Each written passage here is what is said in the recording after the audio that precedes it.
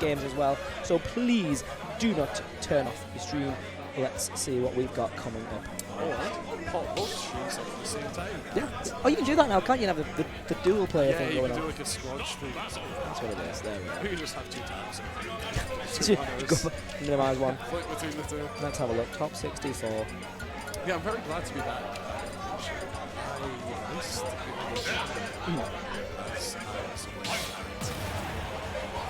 So it's been a long time. 10 months since the invasion in August.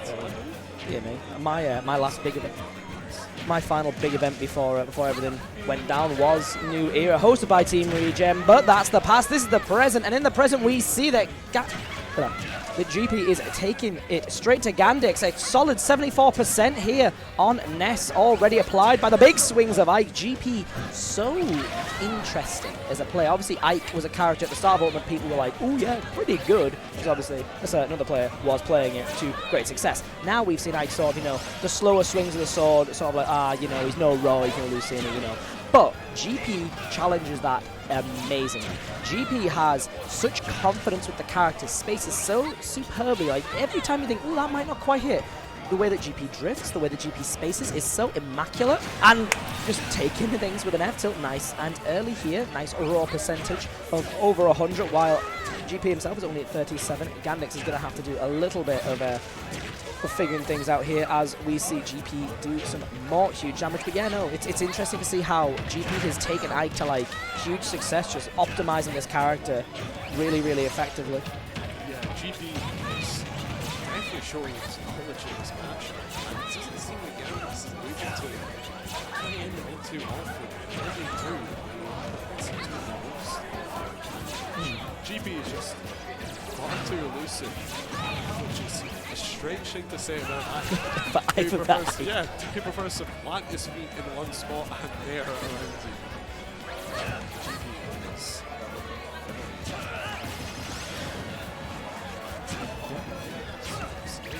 quite a presence as well, obviously helped by the character's huge hits, but yeah, GP has very big presence, especially in this matchup that we're seeing right now. Ness, obviously, a huge up smash there, just coming out of shield there, killing. We've seen sort of GP command the lead, but we saw some very nice stuff coming out from Gandix just towards the end of that last stock, getting a very nice sort of conversion, option into option. Really good stuff. Speaking of, fair into fair, looking for a fair one, but not finding it. The side B from GP is enough to get himself out of that situation. Yeah, just before GP saw his taking, also seeing Gandix was terrifying seeing a Ike on 145%. Still nothing to sneeze at, even though GP does not really have any range at the moment. Even if it was mid 40-50%. Just having all that it's not an easy task. It's horrifying as well, because Ike can just choose to defeat you at any point. Yeah, especially with such a good move as that. You just need to land it once. Yeah. But Gandix has done an amazing job of bringing this back. It seems they have found their... But they're very, very comfortable in this matchup as opposed to the one of the first.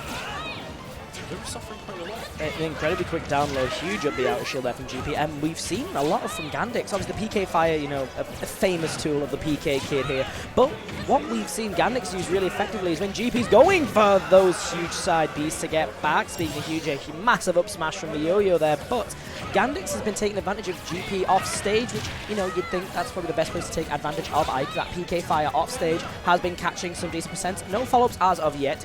GP being able to get all those positions, but if Gandix can optimize that for this final stock, we could be looking at a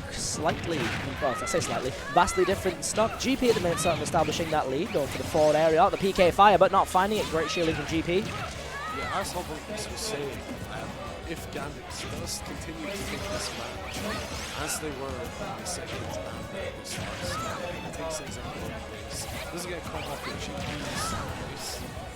It's just... Lost my train of thought. If they do take it at their own pace, you kind of don't rush things and get caught up in GP's. we can look at a very different result. That's what we were expecting in the first stock, where GP took such a massive lead. We saw some lovely tomahawk action there from GP, jumping before, not committing an option, then committing a huge up air. GP is looking for this kill right now, but any percent that Gandix is going to attack on is going to make things a little scary. Love that, sending out PK Thunder to try and cause an upset on stage, and then just being like, it's fine, I'll just drift back, I'm okay. Don't need it, but you do need to watch out for that up tilt. Ike leaping with his sword in the air, and it is game 1 to GP. We saw, as that matchup went on, Gandix sort of get more of a grasp on it.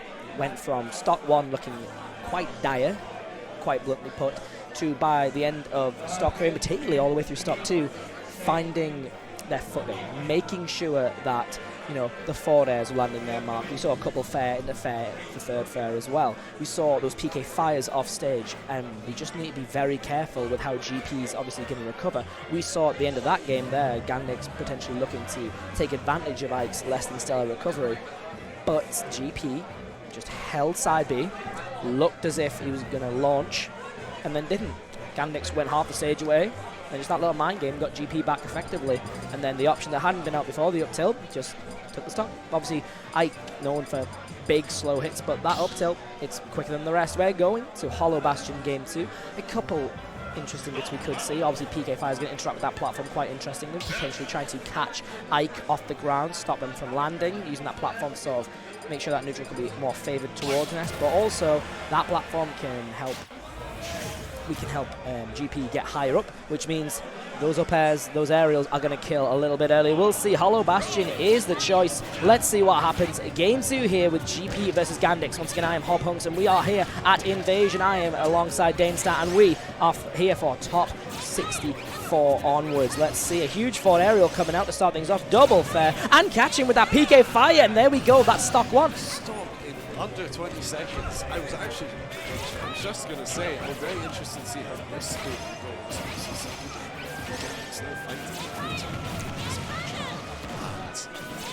Yeah, it's just that 62% taken off the tap. I love how we saw as well using the PK Thunder, not to like cause damage, but just to push Ike that little bit. F tilt there.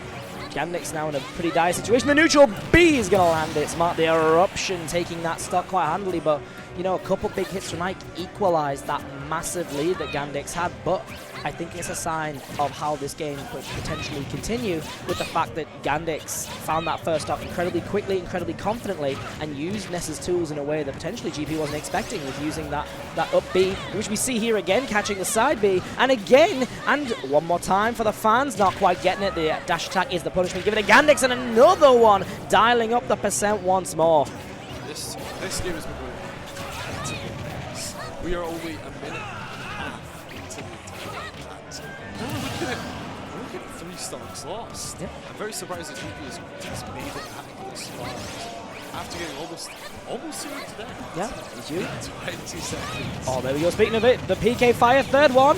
Oh, I thought we were seeing 4. We've seen a replay of the first stock. Yeah. Coming back at it again, using the side B, actually committing this time to the launch on the side B. Things a little bit dire for GP here. Ness does not have to approach. That zoning game is going to come in here.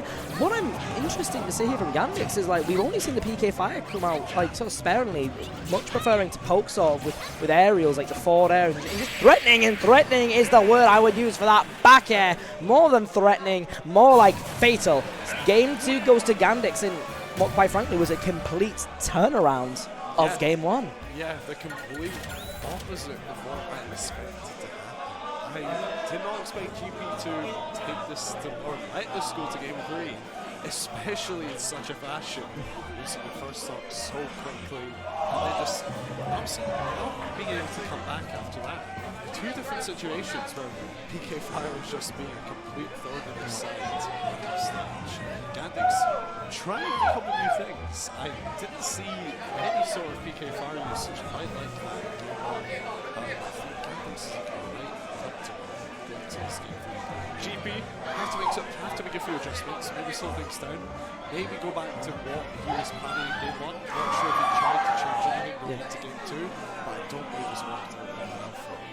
This is GP's counter pick, so this, I'm pretty sure Let's see where we're off to. I don't know if we'll see Hollow Bastion come back on. I feel like I know GP will definitely be looking for a tripod. yeah, 100%. You've got to assume, obviously, you've got to assume Battlefield was banned. Let's see. Oh, no, small Battlefield, okay. Gandix not letting the GP go to a tripod does not want to mess about with like in the slightest. Just wants none of that there up. Especially when, again, you can just be chased up platform and platform and platform with it as well. Let's see. Small Battlefield is the choice. A little bit more like the first pick we saw. But interestingly enough, in this one, obviously the space that Gandix has to control and sort of deal with is a lot smaller. That being said, GP's sword can also take up greater space now on the stage. We will see what appertains as we continue this set here. 1-1, it's anybody's game, and just opening straight into the set. Right to him. He's just absolutely no time. I do not think he's happy with the game. No, yeah, fair, that's and fair enough on that sort of regard here. Just taking no prisoners, just swinging, not letting Ness in. We saw, as I said, the projectiles being a little bit more limited, sort of in the terms of the neutral, than more than you would expect. At least, sort of, we only seen the PK5 come out on those platforms. Oh, there we go. There. Just as I say, there we are.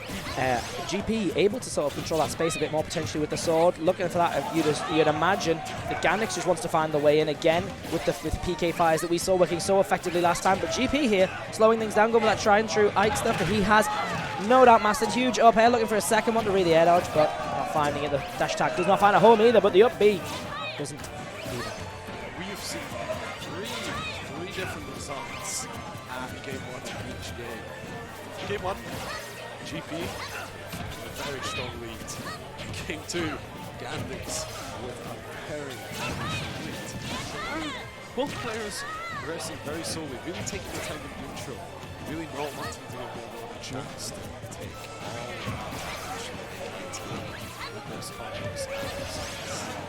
So we've seen an inch being given and a mile being taken by both of these characters thus far. This upbeat really sort of effectively stunting out GP's recovery, enough to the point where the up air from Gandix is going to take the first stock here. GP seems to be the one that comes up short.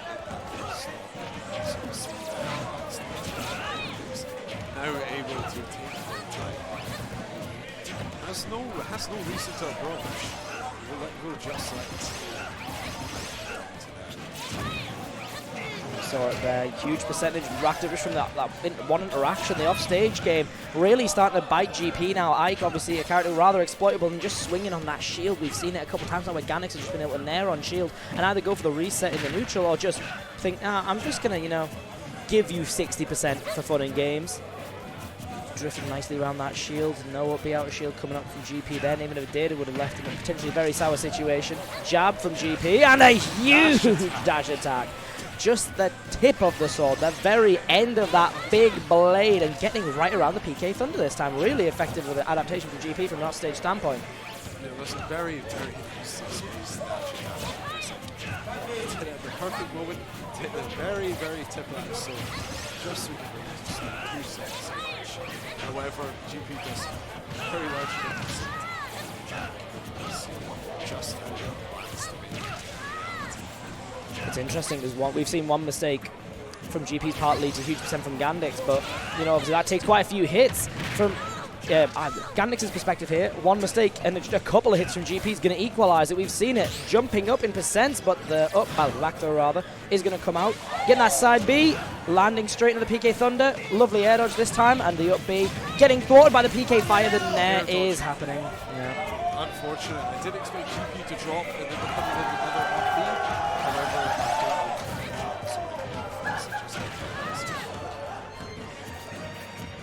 But despite this lead, become complacent because, as we all know, this is Ike that GP is playing, and at this percent especially, all it takes is one good hit to see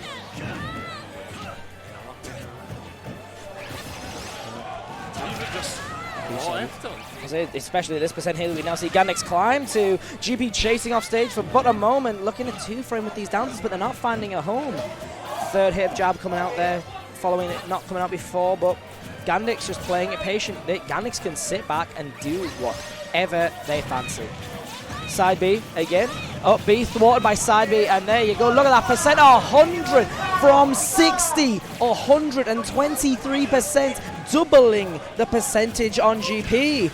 That rage is here for Ike, but also look at that damage that happened from one mistake, especially off stage. GP not being able to find this kill, and the up air from Gandix is going to come out, but Ike is a chunky lad with some big armor, but that will do it. Side being straight into the shield, and the nair out of shield from Gandix is going to take it a 2-stock in game 3. A very compelling set from sort of just how different it was, as you said. Like, game 1, GP's lead was staggering.